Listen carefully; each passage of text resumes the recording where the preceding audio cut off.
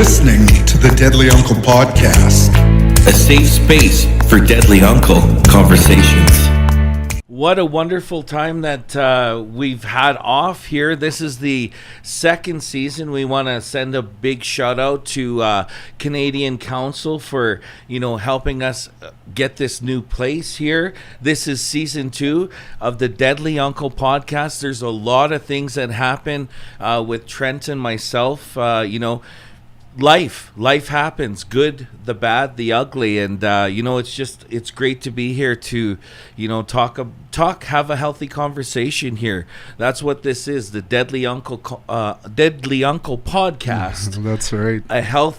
A place for healthy conversation. So it's great to be here, and we have our first guest, and I'm going to let my good buddy Mr. Trent Agecoutay, who has a song that we co-wrote right now that's number 2 on the NCI countdown. So good things and bad things, right, Trent? That's right. Life gets in the way, but I'm really glad to introduce our first guest. Creeson Agecoutay is from Cowessess First Nation, and we just had a little conversation beforehand to find out how we're related. But we want to welcome Creeson to the podcast here, and we'll get him to start off by, just telling us a little bit about yourself, Creeson, where you came up, what you do now, and we'll just start asking you questions after that.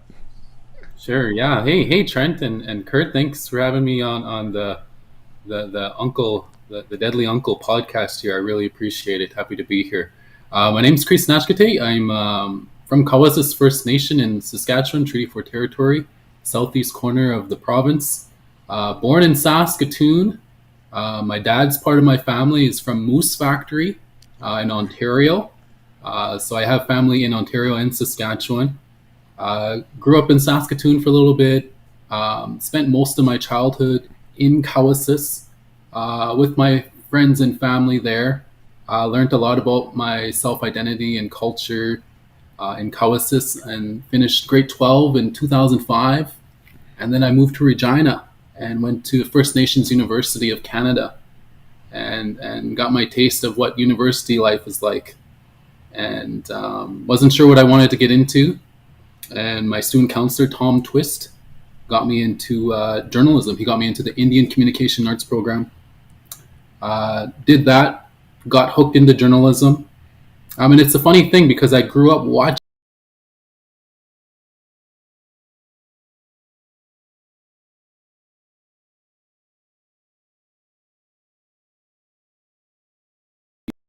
got a job at CTV Regina. And fast forward to today, I'm the Atlantic Bureau Chief for CTV National News based in Halifax, Nova Scotia in Mi'kmaq territory out here on the East Coast. I'm happy to be here. That's kind of like in a cold notes. Oh, geez, my voice cracked there. I felt like I was 16. You must have excited me there, Creeson. What I was going to say is, that's an amazing story to see where you came from to where you are today. Now, maybe we'll start things first. You grew up on Cowessess, and then you went to Regina. What was that first, transition for you moving into the city from the reserve? I remember when I graduated high school from Cowessess Community Education Center in 2005, I was really nervous because a lot of my teachers and people in the hallways were my aunties and my cousins. My friends were my cousins. So very family orientated. I'm sure as you all know, growing up on the reserve, for everybody listening who's on the reserve right now. And then, having to leave all that and move to Regina. Bigger city, concrete jungle. I moved in with my sister and took the bus every day to get to school at the University of Regina and the First Nations University of Canada. I really liked having classes at the First Nations University because it was so small. So it was a nice foot in the door, a nice introduction to university life. It wasn't those big auditoriums with lots of students. And I was just like every other kid fresh off the res. Nervous, shy, scared, unsure of myself.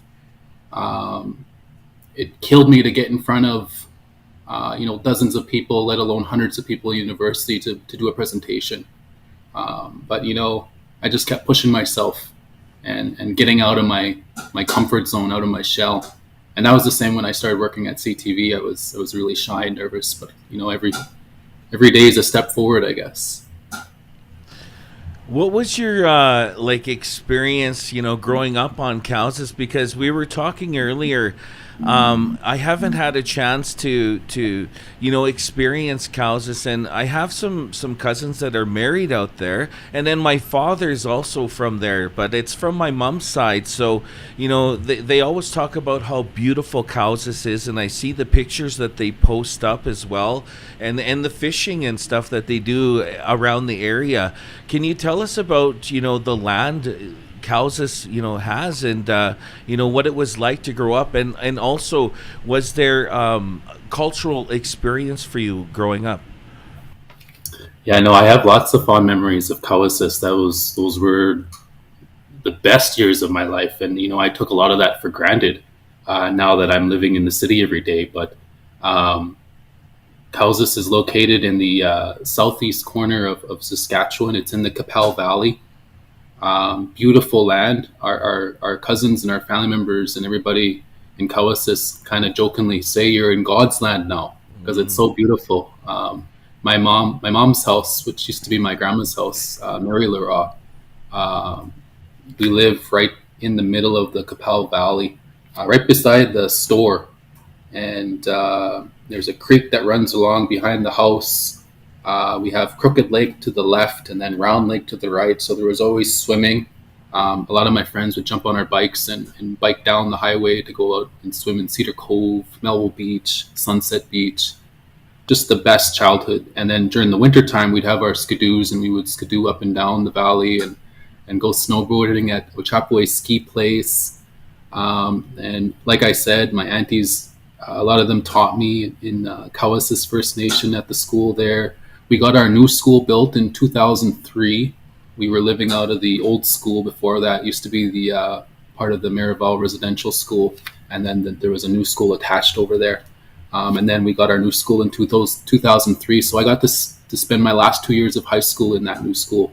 Culturally, I give thanks to my uncle Huey Leroy.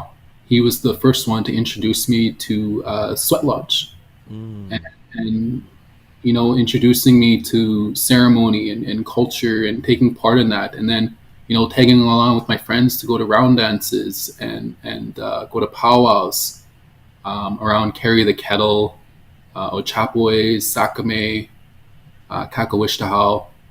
A lot of jumping in the car as you were with kids and going to see the powwow and doing rounds and making powwow rounds and everything. And those are the best years growing up. And honestly, I took a lot of it for granted. I do miss that life now. So you said your Uncle Huey introduced you to ceremony and that type of thing. Were there other strong male role models as you were growing up that helped kind of shape who you are today? I was raised by my single mother, Claudia Agecoutay, and she worked at the school, and then she worked at the Kansas band office, and then later in life in Sakame First Nation at the band office there. So I looked up to her a lot. She instilled a very strong work ethic and the importance of education, and she also would joke around and say, you have expensive taste, my son. You have to go to school and finish grade 12 and finish university because I can't pay for everything you want all the time.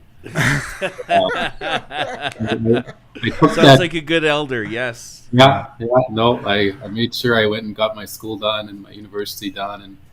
And in terms of other male role models, I had my Uncle Chester up the road. Whenever I saw him, he was always working as well. So again, instilling that strong work ethic. In the wintertime, he would push the snow and clear the roads for people, especially the elders' homes. And in the summertime, he'd be working on people's cars. Today, he has a tire shop that he runs out of his home. So he's always working all the time. My dad left when I was around 1.5 or 2, so I didn't have a dad growing up. he went back, from my understanding, he went back to Ontario later in life, but he wasn't around. So it was just my mom, and then later in Kawasis, my niece moved in with me, and she's like my little sister today. So it was me, my niece Jade Agecoutay, who's in Saskatoon these days, and my mom Claudia, who's still in Kawasis these days, and I call her time to time, weekly, check in on her, because since I'm all the way over here on the East Coast in Halifax. Yeah, I just want to thank you for mentioning the strong woman, the strong female that you had in your life, because sometimes the females in our lives are the male role model as well. They're both, especially like when there's not too many males around. So thank you for mentioning that. I just want to ask you about how did you get in the direction of choosing your schooling and your career? What drove you to choose that direction?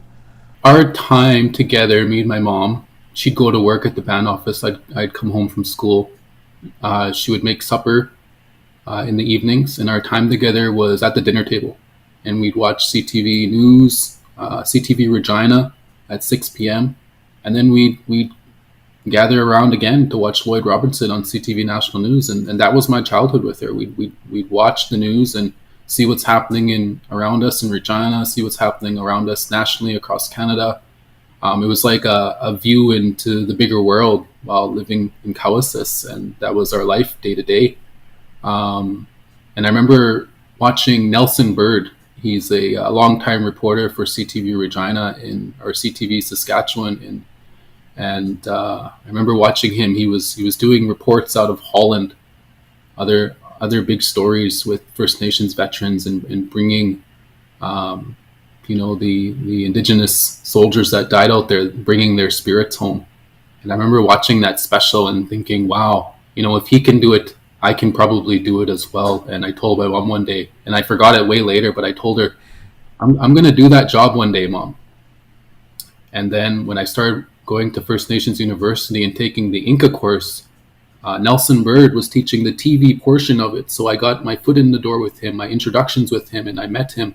And we produced a half-hour Eyes on the Street student documentary, and they made me host. And I didn't want to be a host. I was too shy and nervous. But all the students believed in me, and me and Cassandra Pikachu, my friend, we hosted this documentary special, or this little student special, and part of it got put on Nelson Bird's show on Indigenous Circle in CTV Saskatchewan. And I think a year passed. I left school and I took a break, and he called me up and he said, there's this student mentorship position at CTV Regina. I think you should apply. And I applied with a few others, and I got the job in 2008.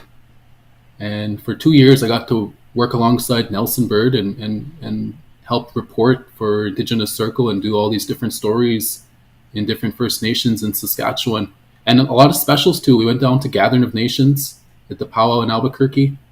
We did a Healing Earth, medicine stories in Akwesasne. All different kinds of stories. We even did a special on Indigenous suicide or suicide and how it's impacting our people in our communities.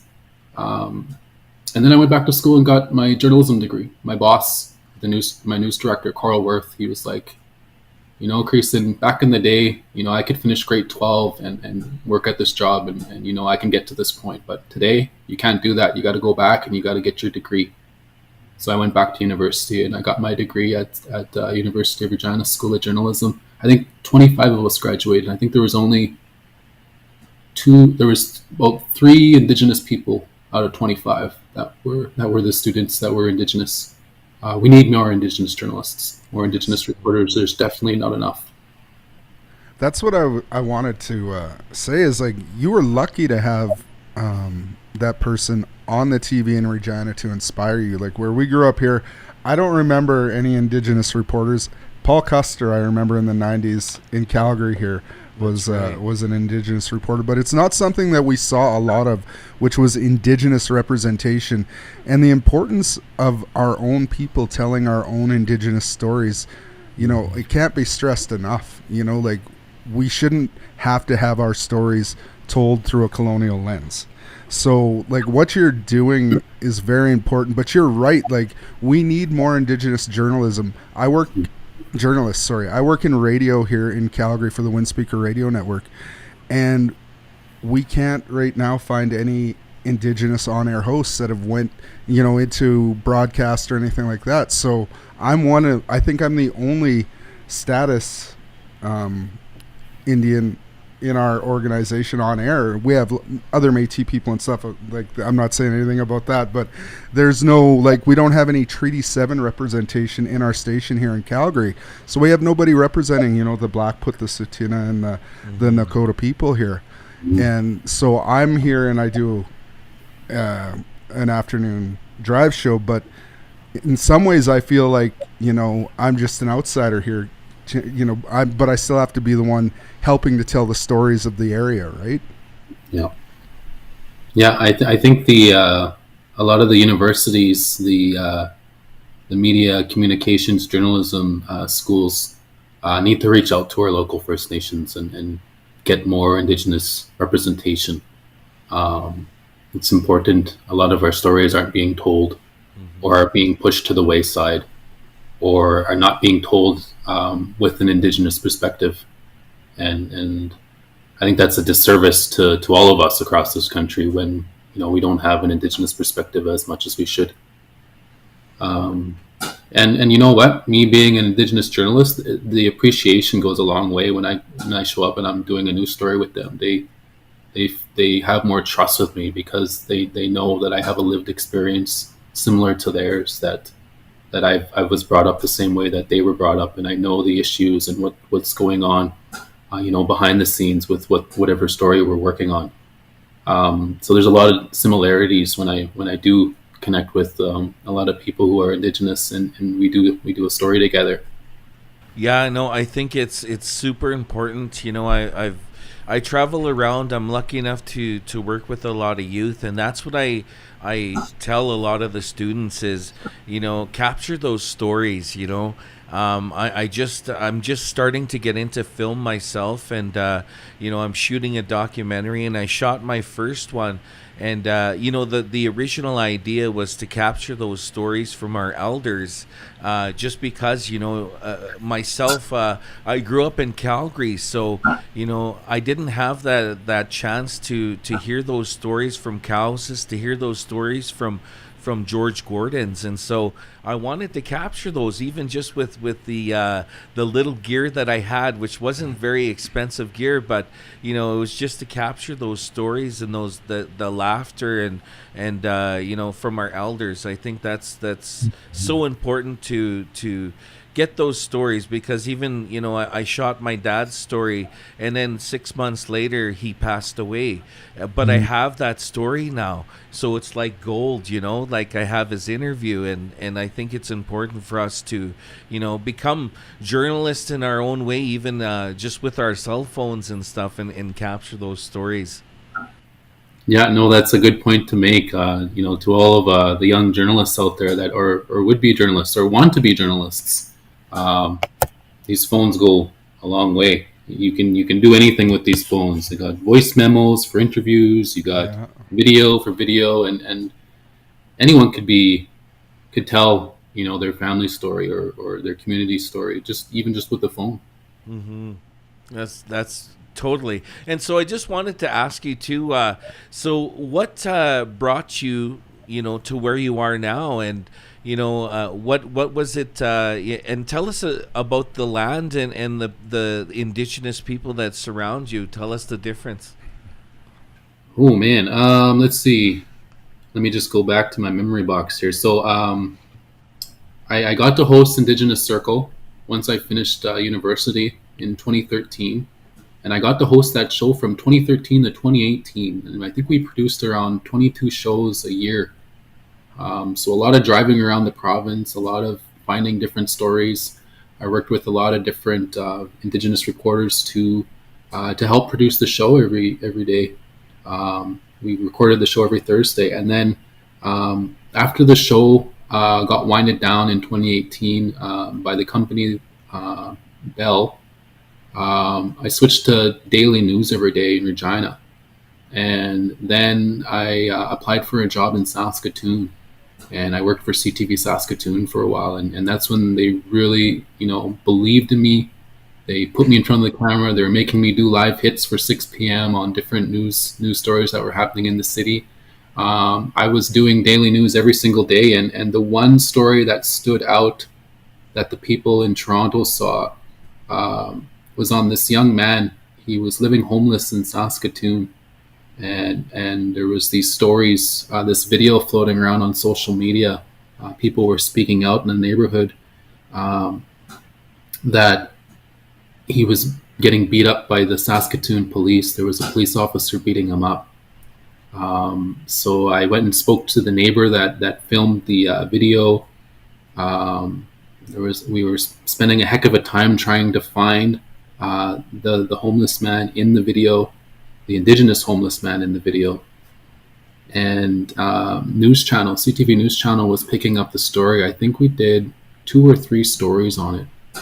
And it was this police officer. So the story was this young Indigenous man living on the streets. It was a really hot day. He was drinking from a hose in this apartment block, and people called the police saying he was being disturbing people. And then he was disorientated, and he went in this backyard beside the apartment, and this lady that I spoke to in the backyard said, I could understand he was hot. He wasn't all there. He wasn't feeling too well. He decided to lie down.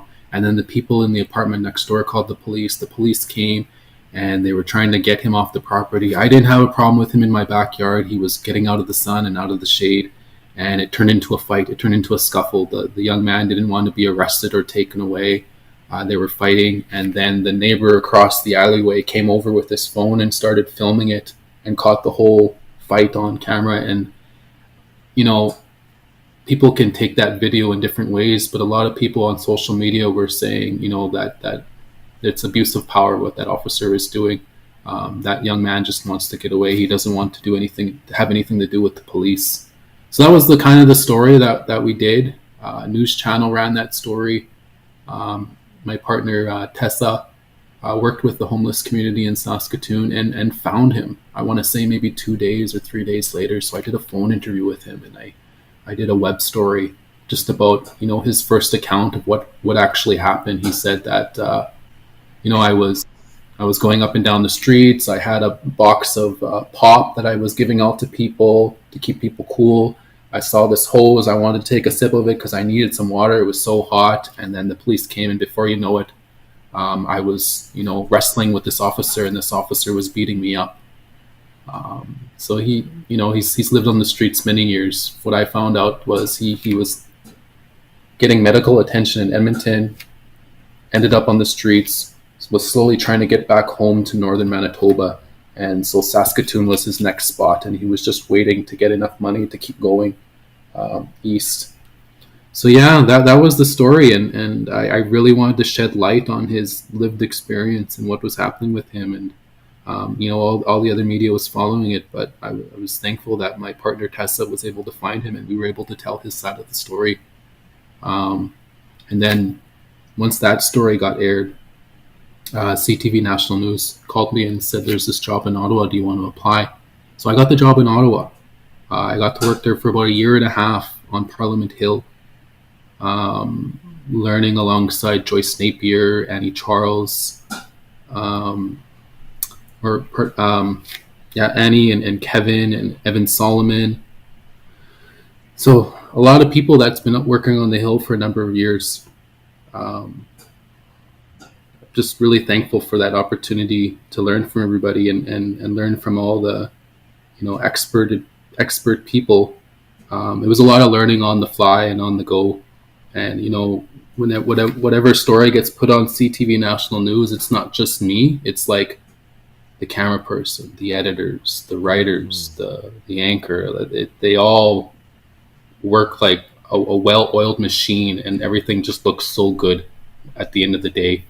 I'm just thankful for everybody at CTV National News every day to help me and support me in what I do. Well, the story that you told about the gentleman, the homeless gentleman, and the police, it got me, kind of sparked my mind. I've worked with the homeless community as well, but in the stories that you've told, our community does have a lot of trauma, and has any of the stories been too much for you to handle, where you had to step away, or like, because it is a lot, like you're telling traumatic stories a lot of the time, right? And how do you maybe deal with that, with the trauma that you take on from other people by telling their stories? I go for a lot of walks, make sure I get outside. I smudge a lot too. Try and get that I guess that energy, try and let it go, try and not carry on to it, try and make it so it's not mine and I'm holding on to it. So a lot of smudging, a lot of walks, a lot of, talking about the day with my family and my mom, and even Nelson. I give him calls and we kind of debrief on the day. When we did the suicide special for Indigenous Circle, that was really heavy.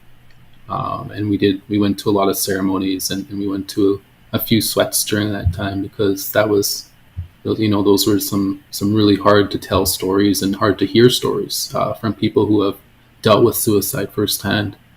Don't keep it bottled up. You gotta debrief with your family, go to your support systems, talk about it. Because journalism, this reporting job, can be hard at times. There's many times where I've gone to fires where there's families, in crisis, or I've gone to accidents, having to film it for news, and it's tough. This job is rough sometimes.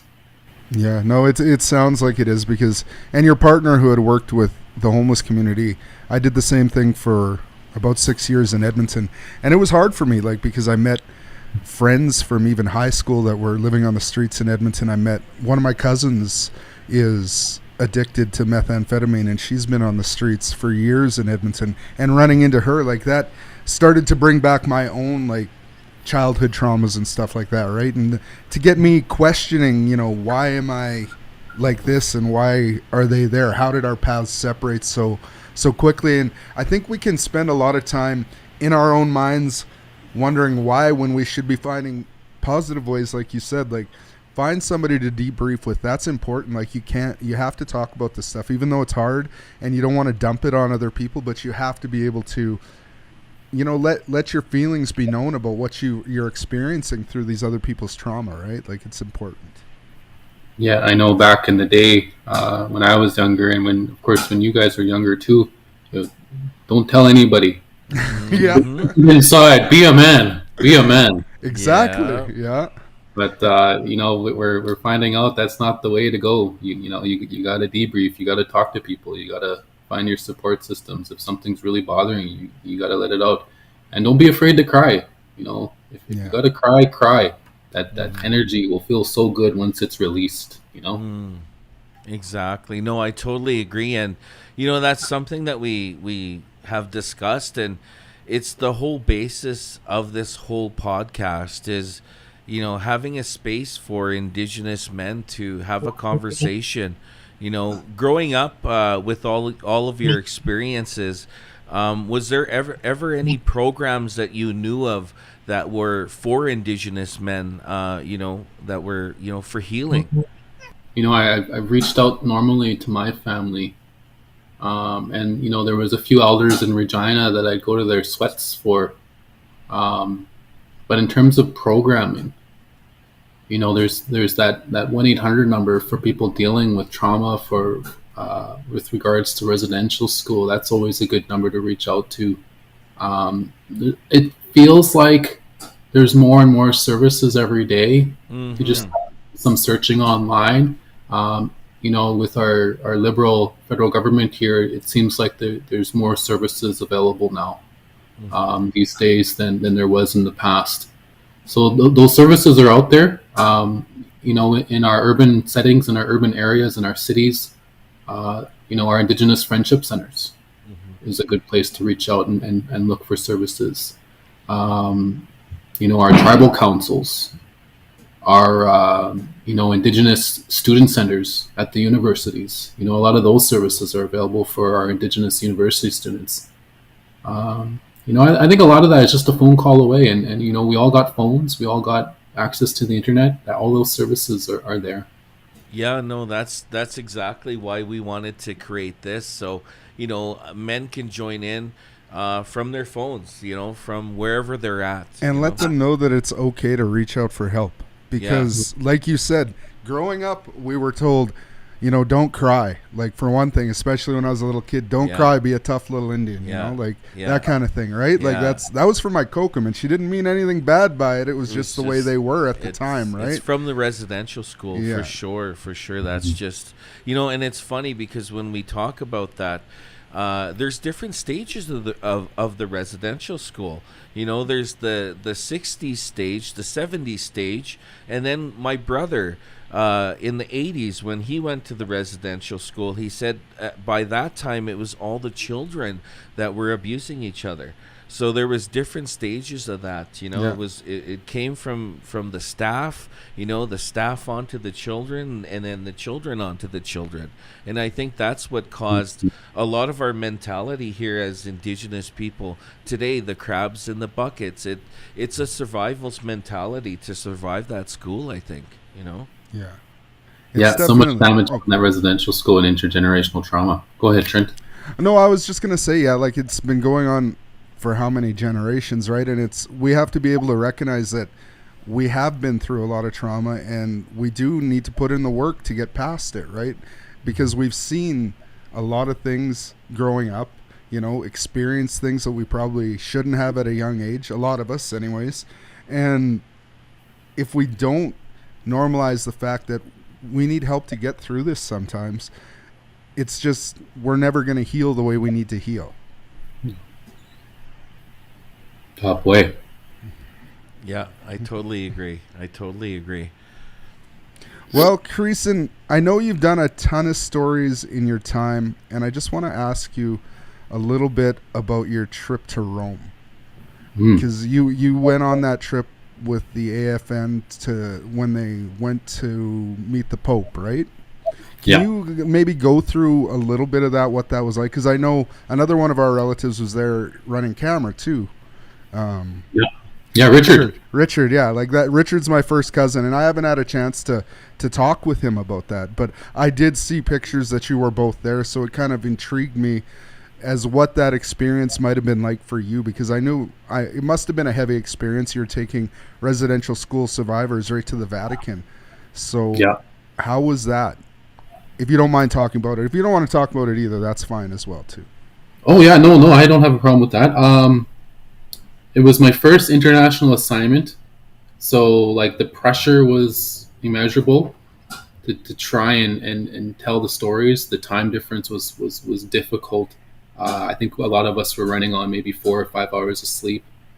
But having to just pinch myself and say, wow, I'm in Rome and I'm covering this and helping with CTV National News and telling our stories and talking to the residential school survivors that came out there to push for an apology from the Pope.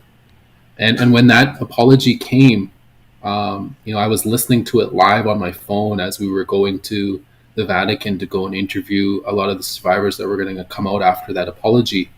And I don't know if you guys were following along during that time live, but for me, listening to it and then hearing him say, I'm sorry, those years and generations and I'm thinking about the residential school survivors that have passed on, the ones that have never heard those words. All of that came flooding. It just flooded, and I was thinking about my family and how it impacted them. And I did let out a few tears, and I was very emotional. And I remember the reporters, the ones I was working alongside, they're like, he apologized. He did it. He apologized. Because, the chief and councils and all the leadership were pushing for many years for the Vatican to apologize. So to finally hear it was just like, are you serious? And then the celebration in St. Peter's Square with all the dancers and the residential school survivors, they were all dancing. It was such a sight to behold. It was like the celebration of, when they were young, they weren't allowed to speak their language and wear their regalia and dance. And our culture and ceremonies were disbanded or not allowed or outlawed in our country, in what is now Canada. And here we are in the Vatican, and our people are wearing their regalia, they're dancing, they're singing our songs, they're celebrating. The residential school survivors that came were celebrating, and there were so many hugs and tears. But that it was also, I'll point this out as well, there was also that same colonialism that was hanging over us a little bit, because as I was trying to film the reactions of the people and get interviews of some of the survivors that heard that apology for the story, there was security guards with St. Peter's Square and the Vatican around us and saying, you can't film here, you can't do interviews here. But it was just another day for them, but for us it was so historic. I'll never forget that day. I was very thankful to be there, and I was just part of the team with everybody else. All of us there telling the stories of what that day meant for all of us. That's amazing. And I guess that's one of those stories that would almost change your life. Yeah. No, I'm thinking about my aunties and uncles, who were abused in residential school, told not to speak their language. My mom, who grew up learning bits and pieces of Cree, but my grandpa and grandma never really taught their sons and daughters Cree as much as they should have, and probably to protect them, to help them learn that new Western way of life and get an education and get university education and all that. I was thinking about them, and I was just so thankful that I could be there and help tell this story. I thought about all the survivors. It was a lot. It was a lot for all of us. Sounds like it was, for sure. It was. I didn't follow it live or whatever, but I did follow it because I knew Richard was there. I knew you were there. We have friends that were there playing fiddle. Brianna Lazat and Alex Kustorok were there. Our good friend Leanne Goose was there. She was doing communications for the AFN. So yeah, there was some meeting. I felt really connected to what was going on there, for sure. And I was the same way as you, thinking about my grandparents, my dad, my aunts and uncles. Yeah, no, it's I think like the apology is definitely something that changed history, but that recognition that this happened was so important as well. And I just want to ask you, do you think that Indigenous media will ever have a company that's as big as CBC and on a main channel? Do you ever see like Indigenous media having a mainstream channel and news station? Do you ever see it going in that direction? I think about APT and National News and all of the great work they do there every single day. They're telling those stories that need to be told with an Indigenous lens. So shout out to all the good people at APT and National News doing that work, that important work, and letting us all know what's happening in Indigenous country. They're making waves, and things are getting bigger for them each year. So shout out to them, and I commend all the work that they do every day and shedding light and telling the stories that need to be told. I would like to see more Indigenous representation, more Indigenous journalists doing this job. But it's a tough job. It can be very stressful. Deadlines, coming to work every day at the same time, and having to fill off these deadlines and stick to these deadlines. That's a tough job, and it's a skill that you really have to learn and go through the trenches every day. I just hope that people at APTN National News, me at CTV National News, and Duncan McHugh, that was with CBC, and all the other Indigenous reporters, keep doing your work, keep inspiring, because our younger generation is watching, and maybe one or two of them will decide a career in journalism, and we'll keep that circle going. Just like when I grew up watching Nelson and being inspired, I hope that I can do the same at this level here at CTV National. Well, I think you're doing some of the hard work right now. Is like you've opened doors now, and you're giving us, representation at a national level, which is important. Like you said, you had Nelson to see growing up. Well, now there's a whole generation of kids that have you to look to. And I mean, I'm not saying that in a way to put any kind of pressure on what you're doing or anything, but it's good because I think that's our job as uncles in a way, is to create space for the next generation in whatever field we're in, whether it be reporting, whether it be media, whether it be music. If we have an opportunity to uplift our younger people, it's kind of our job. Like that's what was done for me when I started playing music. People created space for me to learn and for me to eventually thrive. And I just want to commend you for the work you do, because it's important work, and it's important for young men to see another Indigenous man doing it. So thank you for that. Yeah, you are a deadly uncle. Hey. Oh, thank you. Yeah, no, I just, on my side of things, I'll end off with this question. Give us one of the more positive stories that you covered, something that inspired you, something that was amazing to cover, that, just got to you. I've covered so many stories over the years. It's been quite a blur. One thing that I like doing is coming out to a First Nation and being there for their opening of their school, or an elders gathering, and they're celebrating their elders and giving back and gifting them and saying thank you for your service, or an event, a community event honoring Indigenous veterans.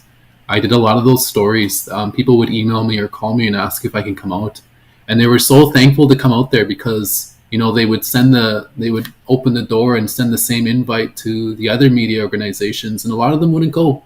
A lot of them wouldn't come, and it's numerous reasons: short-staffed, too far, the travel's too far. We don't have enough people. Numerous reasons why other media organizations couldn't go, and I would load up my car with the camera and the tripod and go and tell that story, and get those happy faces and hugs and thank yous, and that's who we are. We're all tight knit and close knit, and we do give thanks to our veterans and our elders, and even if it's just a grand opening of a school, that's success. That's success for the next generation, and they're always so thankful when I come out. Working at CTV National News, unfortunately, I can't do those stories as much, because the stories I'm working on now are about stories that are affecting thousands of people. So it's like the snowstorm that we did yesterday that we covered, this Alberta clipper that's coming through here. So I can't tell those stories, unfortunately, as much, but I still get those story ideas. People still reach out. There's a protest at Annapolis Valley First Nation right now, and they've been reaching out, but I've been handing the story off to the local reporters at CTV Atlantic to see if they can get out there and go do the story. And I also give some of my story ideas that I can get to APTN National News as well. We're buddies, we're friends. So any Beautiful. Story ideas I have, I knock on their door and say, here, I got the story here. Can you go and get it? Because I'm busy with the Alberta Clipper, or I'm busy with the Upper 10 Talon fires, or Hurricane Lee that just came through here not too long ago, a few years ago. So That's amazing. That's awesome. Well, Creeson, thanks for your time. Like, this was enlightening for me. I got to know you a little bit better, and I really appreciate, like I said, the work you're doing in the community for the next generation. They can see that representation, and it's just so important. And I'm just so glad you could take a few minutes here today and share your story with us. Thank you so much for being a guest on the Deadly Uncle podcast. thank you, Kurt. Thank you, Trent. You're listening to the Deadly Uncle Podcast. A safe space for Deadly Uncle conversations. Coming up on the Deadly Uncle podcast.